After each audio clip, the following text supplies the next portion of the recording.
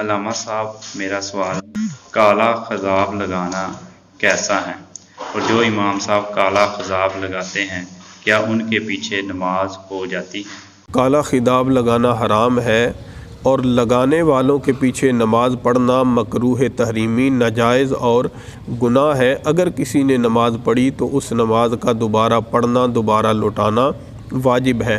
احادیث میں اس کی بہت زیادہ مذمت بیان ہوئی۔ نبی رحمت صلی اللہ علیہ وسلم نے ارشاد فرمایا یکون قوم یخضبون فی آخر الزمان بالسواد، کہ آخری زمانے میں کچھ لوگ کالا خضاب استعمال کریں گے، کحواسل الحمام، جیسے کبوتروں کے پورے ہوتے ہیں، لا یریحون رائحۃ الجنہ، سرکار نے فرمایا وہ جنت کی خوشبو بھی نہیں پا سکیں گے۔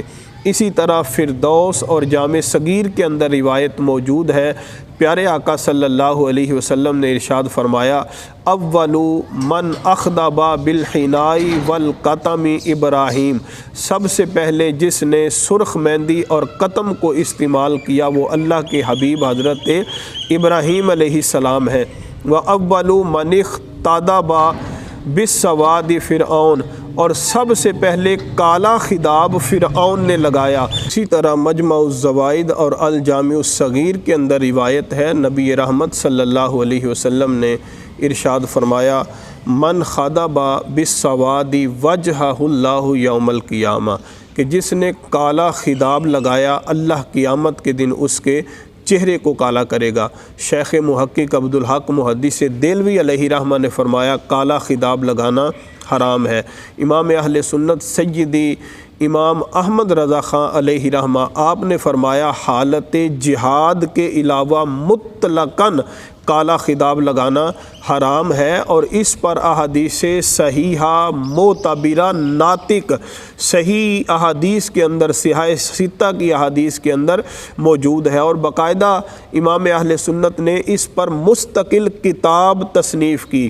اس کی ابتدا میں 16 احادیث ذکر کی اور اس کی حرمت کو بیان کیا، لیکن مفسر قرآن قبلہ فیض احمد اویسی صاحب نے بڑے خوب جملے ارشاد فرمائے تھے کہ ہمارے بہت سارے لوگ ایسے ہیں کہ جو بریلوی نسبت پر بڑا ہی فخر کرتے ہیں، لیکن نفسانی خواہشات کی بات آئے تو بعض اوقات وہ سیدی اعلیٰ حضرت کی تحقیقات کو بھی پس پشت ڈال دیتے ہیں، جیسا کہ یہاں ہوا کہ کسی بزرگ کے کمزور سے قول کا سہارا لے کے، اللہ کے ولی کے ضعیف سے قول کا سہارا لے کر ساری احادیث کو اور امام اہل سنت کی تحقیقات کو پس پشت ڈال دیا گیا۔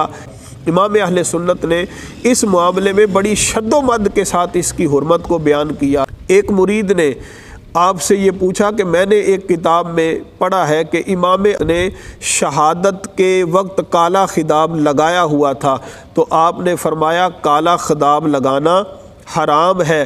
پھر احادیث سے اس کی حرمت کو بیان کیا، اور پھر بیان کیا کہ امام حسین رضی اللہ تعالی عنہ مجاہد تھے، ان کو جائز تھا، تمہیں حرام ہے۔ اور اسی طرح ایک زن مرید کو تنبیہ کرتے ہوئے جھڑکتے ہوئے ارشاد فرمایا کہ بوڑھا بیل سینگ کاٹنے سے بچھڑا نہیں بن جاتا۔ مفتی احمد یار خان نعیمی علیہ رحمہ نے فرمایا کالا خضاب لگانا مکروہ تحریمی ہے، حرام ہے۔ عورت لگائے، مرد لگائے، سر پہ لگائیں یا داڑھی پہ لگائیں، یہ مطلقاً حرام ہے۔ بعض لوگوں کو ان کے شریر نفس نے یہ پٹی پڑھائی ہوتی ہے، اپنی نفسانی خواہشات کی بنا پہ بڑی آسانی سے وہ کہہ دیتے ہیں کہ یہ احادیث ضعیف ہیں، جبکہ یہ احادیث صحیح ستہ میں موجود ہیں، اور امام اہل سنت فرما رہے ہیں کہ احادیث صحیحہ معتبرہ۔ اور بعض لوگ کہتے ہیں مکروہ سے مراد مکروہ تنزیہی ہے۔ مفتی وقار الدین علیہ رحمہ نے اس کو بیان کیا کہ اگر فقہا کسی جگہ مکروہ کا لفظ بغیر قید کے بولے تو اس سے مراد مکروہ تحریمی ہوا کرتا ہے، جس کا حکم حرام کی طرح ہے۔